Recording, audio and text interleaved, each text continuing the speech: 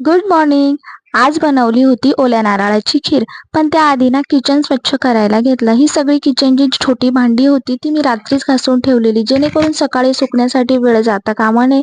म्हणून मी रात्रीचं सगळं स्वच्छ घासून आणि व्यवस्थित बाकीच्या वस्तू झाकून ठेवलेल्या होत्या. त्यानंतर सकाळ झाल्यानंतर सगळं व्यवस्थित पुसून घेतले, बरण्या वगैरे, आणि सगळा मसाला किंवा काही साहित्य असेल ते व्यवस्थित त्यामध्ये भरून घेतलं.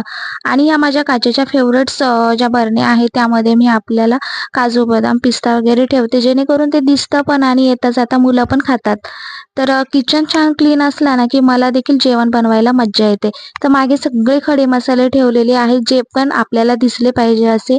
आणि एकदम किचनच्याच बाजूला चहा, साखर, मसाला, मीठ वगैरे ह्या गोष्टी ज्या हाताशी असतात अशा गोष्टी मी ठेवल्या आणि दिसायला देखील तितकंच सुंदर दिसतं. त्यानंतर घेतली नारळाची खीर बनवण्यासाठी.